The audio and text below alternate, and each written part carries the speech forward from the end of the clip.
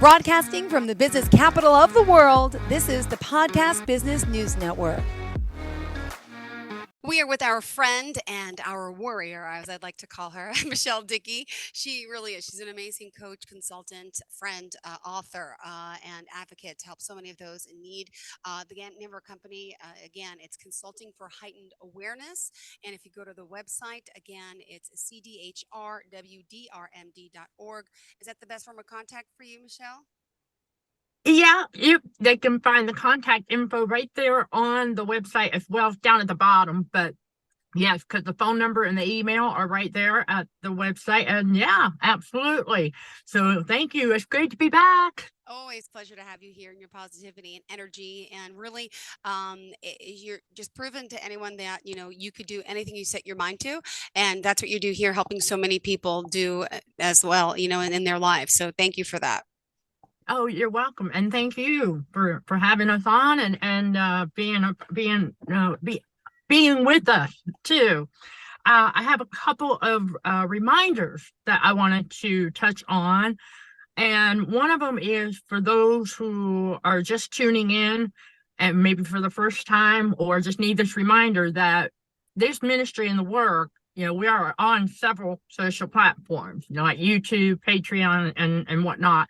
And the quickest and easiest way to find all the different places where we are is on the My Social page on that website that you mentioned at the beginning. It's all listed right there. We keep that updated, as we continue branching out and things like that. We've got plenty. And we've also got the course that helps people understand what was happening during the trauma bonding process to a narcissistic abuser. Because another piece of the puzzle is, as human beings, right, we are naturally, we want to know why, what was happening, how did this happen? So when I got that question, I realized, I said, that's where my toxicology knowledge comes in. Because it is, that trauma bond is just like a drug addiction. Many people talk about it. But what does that mean? But what does it mean? What was going on up there with the brain chemistry, with all the love bombs and the devalues and the constant push-pull and all of that? What was going on? So I put together a very simple course, and you can access that also on the website and at CHA Academy, btbw.com. Okay, and what we've done is we've broken down several concepts. One, flows right into the other. So for a brief preview, chapter 1 is all about learning more about the ego. What was that doing to us during the trauma bonding process? Because that way we get a better understanding of because they narcissistic abusers, they're ego driven, right? They got the overinflated ego. So I touch a little bit on that because we didn't know that's what they were doing to ours during that trauma bonding process. And so then I branch out and I talk about the dopamine. Then I branch out and talk about the norepinephrine and things like that. But I keep it simple. I do not bog the learner down with overly sophisticated and unnecessary words. Okay, we keep it simple with God's wisdom and basic scientific fact. And so everybody can check that out. There is an outline for the course on the website as well. If they scroll down on the homepage, they'll see it's in a highlighted section. Okay. So there's the outline to let them know what's in it. Okay. And then they have the option of making a one-time payment. They do it through the website. They can use Shop Pay at checkout. Okay. Shop Pay is available for anything $50 or more. Okay. And what that does for them, they won't know unless they get to the checkout page. But for anything $50 or more, using Shop Pay allows them to make 4 easy payments. Okay. Now, if they go straight to the course site itself, they have that option of the one-time payment or 5 monthly installments. The little arrow, they have to click on that and it drops down. So there's different ways that they can do it, whatever works for them. Exactly. And you've got a whole year to learn at your own pace, and they get a certificate of completion at the end as well. And I also have a chapter in there with some tips to help with the withdrawal that takes place when you're breaking that trauma bond to the narcissistic abuser, and natural ways to do that, and things like that, so they can find what works for them. because there's a lot of resources out here, and it's just a matter of figuring out what works. Only they and their, they and the Godhead will work it out. They'll know what works for them, because every situation, even though the Is, patterns yep. of abuse are the same, right? Mhm. Every situation is different. And so one thing we also learn is that, that guilt tripping that they do, that is massive manipulation. And so I wanted to share with everybody something that you all are not alone. Okay. Yep. We need, yeah, y'all not alone, because it just happened to me recently again. I tune it out. Okay. Yep. That's the tip I have. I have learned how to tune it out. The moment the narcissistic abuser says, I know how you feel about, but that's it. Mhm. I tune them out because I know exactly what they're trying to do. And we no longer, they want us to internalize their own guilt. And Yep. it's like, no, because we learned something. Is that we don't have anything to feel guilty for, and if we didn't do anything wrong in the first place.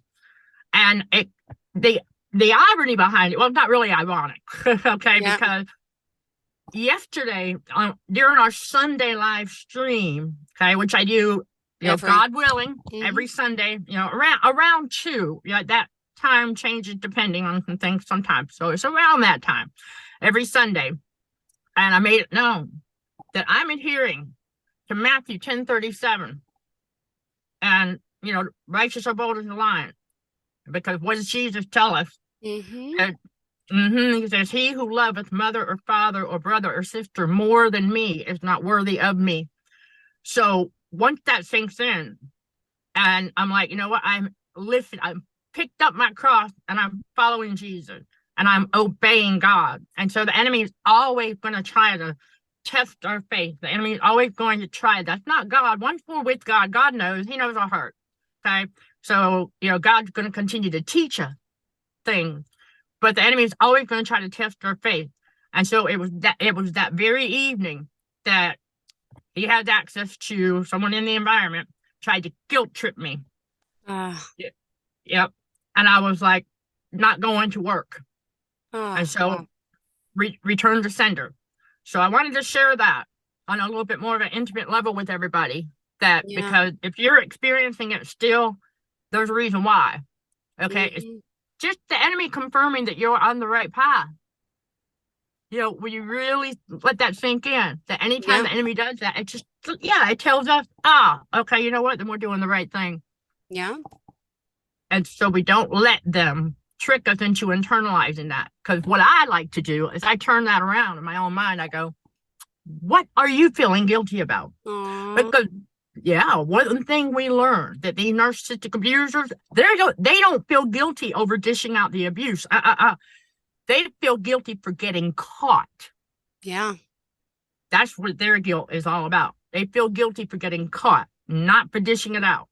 And so we come to learn that. And that takes a little while to wrap our heads around as well. So for anybody who's at that season, hang tight, because it does take, because we don't have that kind of mindset, Yeah. to want to go around and steal, kill, and destroy. That's not who we are.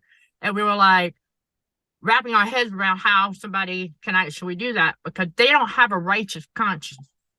That's why. So when God tells us that what we're dealing with, that was like, all right, then they are the unrighteous, the abusers. I mean, after all, that abuse they're dishing out, that's pure evil. Yeah. And to tear down and try and destroy another human being, it's just a lot to wrap our heads around. It's like, how could somebody how did they get up in the morning and plot and plan to set about their day, seeking whom they can steal, kill, and destroy? I mean, Yeah. that we were never, that's not how we're like, no, because we know in our heart, and because we have a conscience, and we learn to listen to our intuition now. That's the other thing, and that was one of our vulnerabilities that attracted the narcissistic abusers in the first place, is that we would easily dismiss their bad and odd behaviors. We didn't listen to the intuition. And so now we understand what the intuition, we need to be listening to that. because it's Mhm. never wrong. That's from God It's telling us. true. It's so true. It really is. Yep. Yeah. And so it's like when we know that something is off, or it doesn't sit right with us, we're like, wait a minute, that doesn't feel right. If it doesn't feel right, then it's not. So they use the guilt tripping, and that's what a lot of us got duped into that. So I don't want anybody to beat themselves up over it either, because we had to learn the lesson. Okay, but when they use that guilt tripping, that's a big part of it, is trying to thwart us off Mhm. of the right path. And Mhm. so, yeah, and they do that, but it's not really for a distraction, but it kind of is when you add that to the equation, because they're trying to distract you, thwart you off of whatever path you're on, especially if they know you're all about your Heavenly Father's business. They want to try to, how the enemy wants to try to thwart you off of that, because it doesn't want you doing your Father's business. Yeah. And so that calling, that perfect will of God doesn't want you doing that, obviously.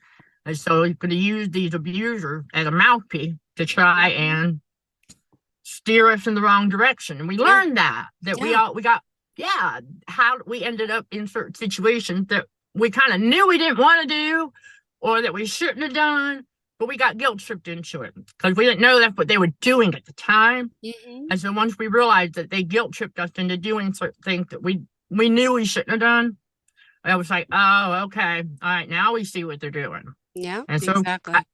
yeah, and I now just asking God's forgiveness. He forgives us and remembers it no more, and then we can forgive ourselves. And so that's part of the process.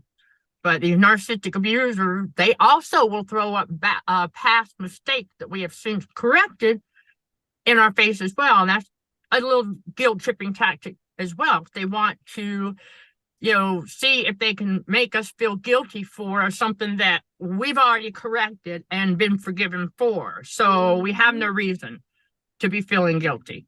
Yeah. And so that's why I always say that one tip. We learn how to turn that around in our mind, turning negatives into positive, going, okay, what are they feeling guilty about? Hmm. Mhm. Okay. And it's not really a big deal. It doesn't really matter, but it's just how we get through that and Mhm. get around that resistance. Because that's what they're trying to do. All that narcissistic abuse creates a lot of resistance. And so that's how, God guides our steps and gets us around that by learning how to take what the enemy dishes out and flip it to use it for good.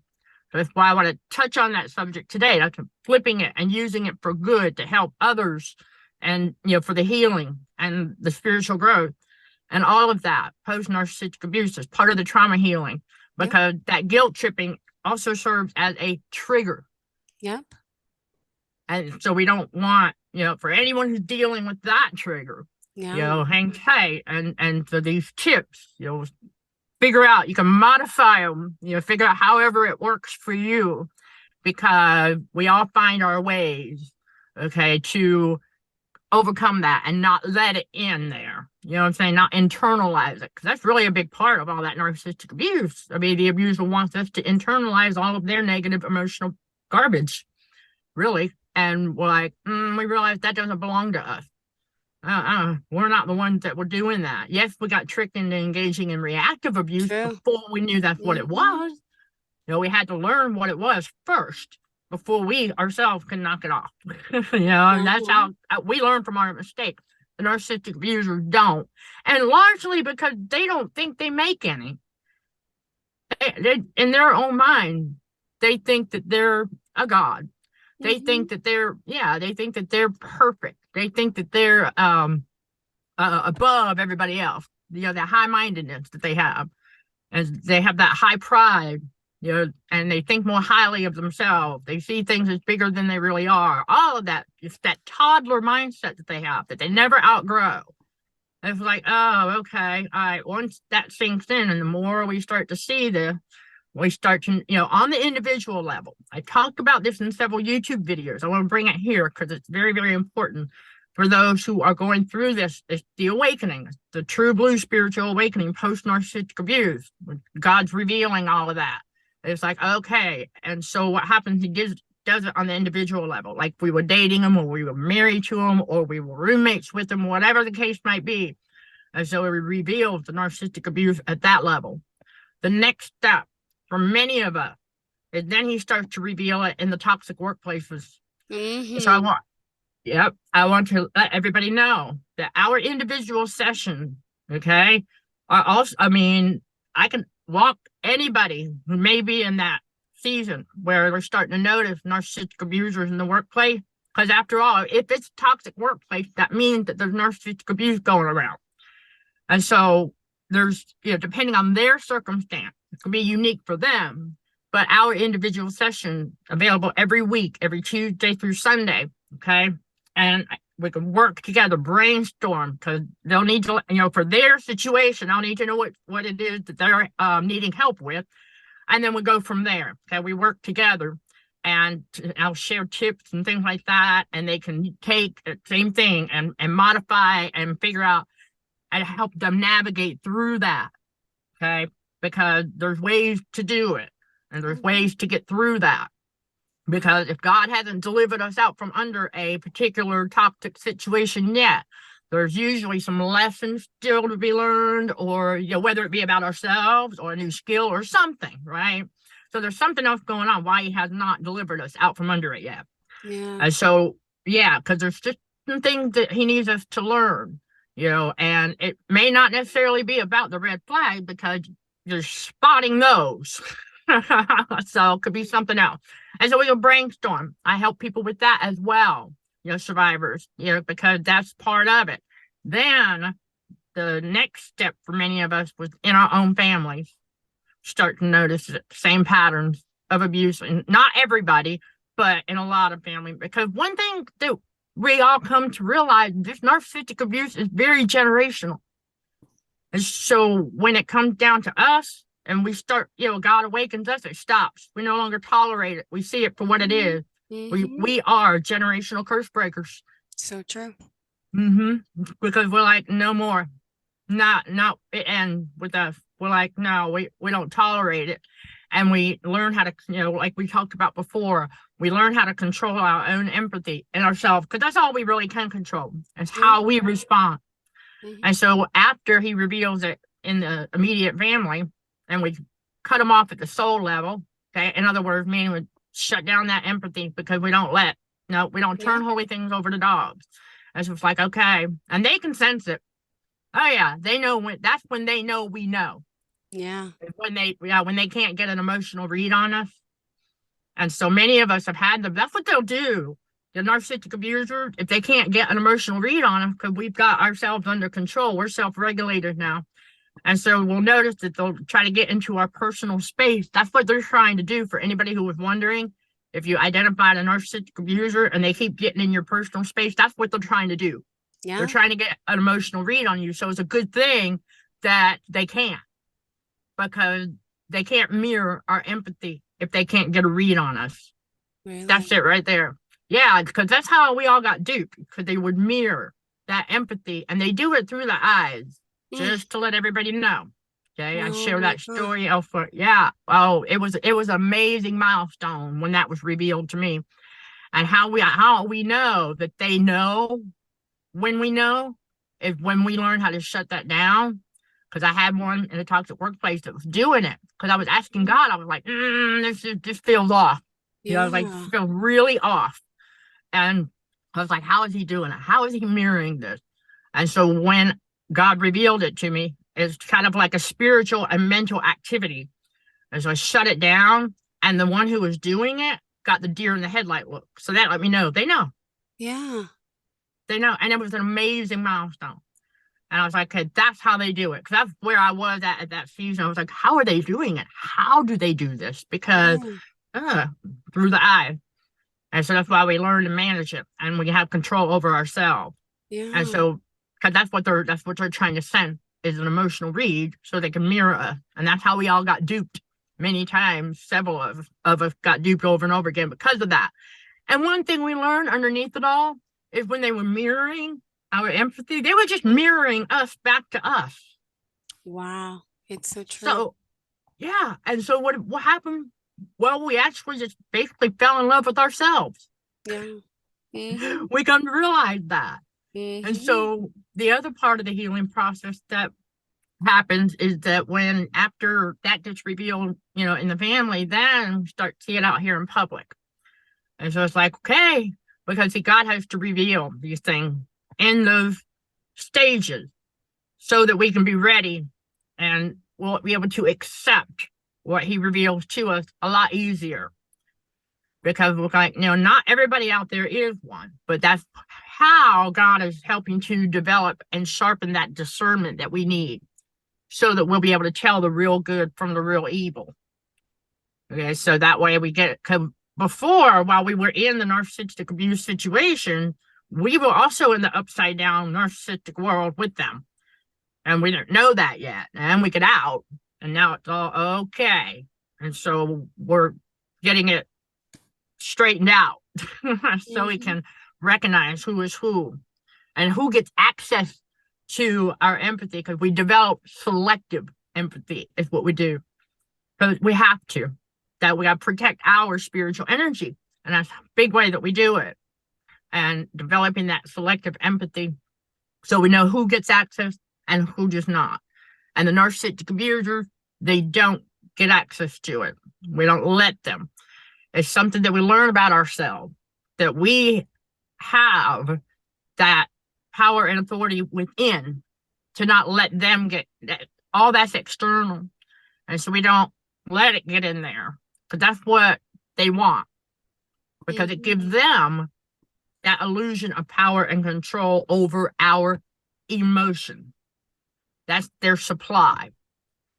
And that's why many times a lot of survivors learn that, why is it after engaging in a 20 and 30-minute conversation with one of these that we'll walk away feeling really tired and drained? Yeah. Now we understand why.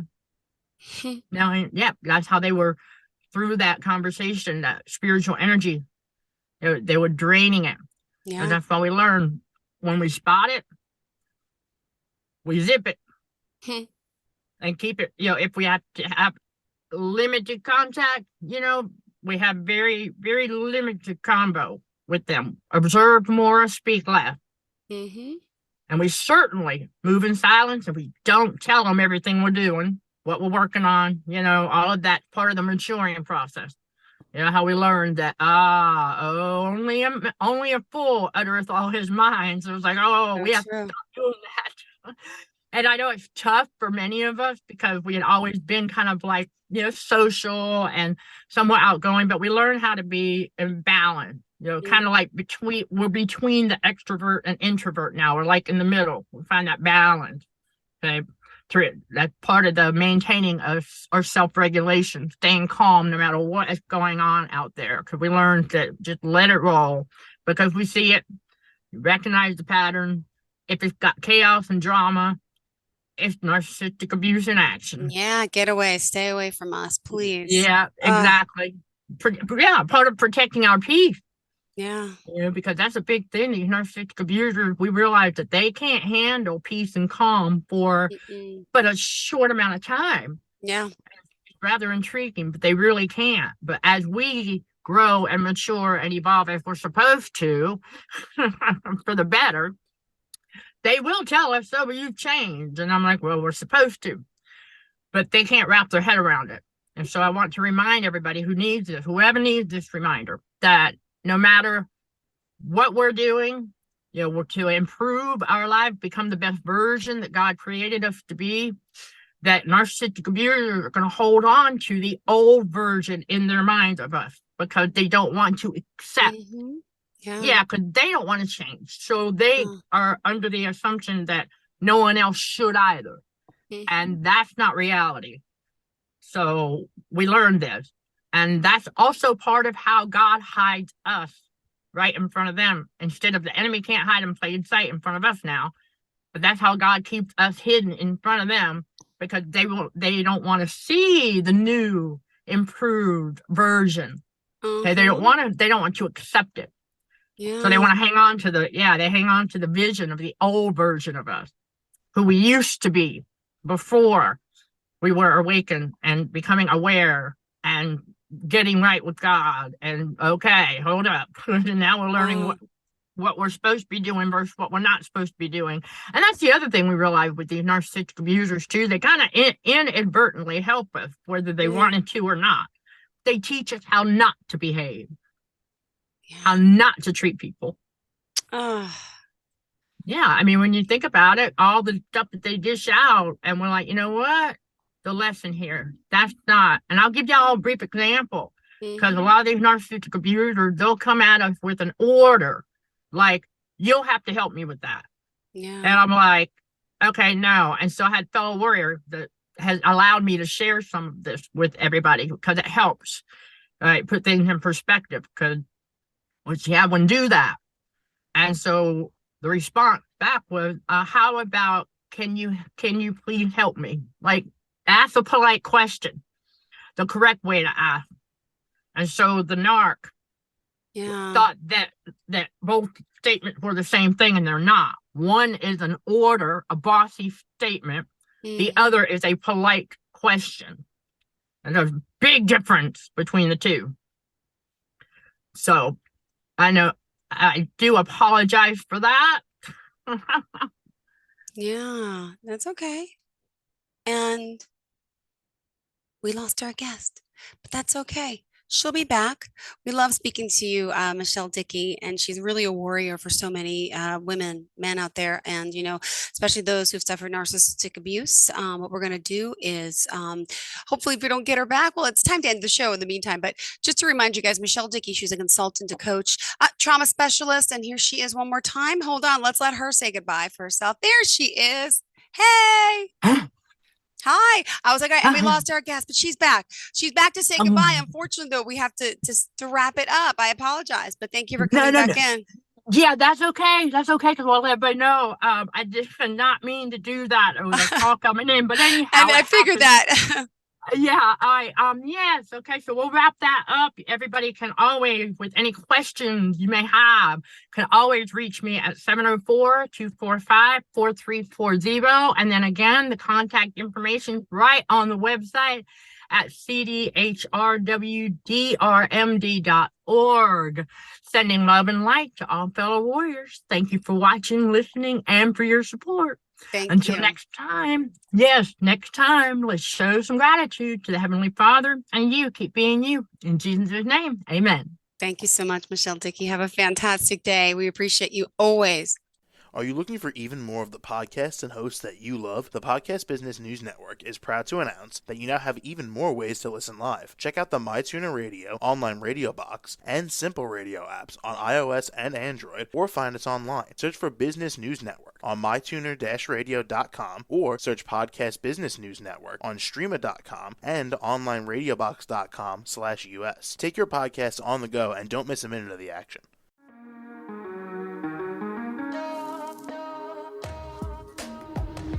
Broadcasting from the business capital of the world, this is the Podcast Business News Network.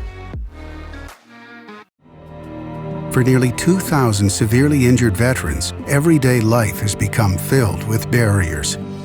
Day-to-day simple tasks can become pretty daunting. I have to carry my chair up 2 flights of steps or have somebody do it for me. What scares me the most is just the falling. When I'm struggling with my house, I think, to have that one great barrier just knocked down, it's crucial. Home for Our Troops is a wonderful nonprofit that builds a mortgage-free, fully adaptive, handicap-accessible house. And there's no catch. It'll be our very first home that we've ever owned. This is a game changer. This is where your life begins again. We need you to join us in completing this important mission. Please visit hfotusa.org and help build homes and rebuild lives. Because of you, everything's going to be okay.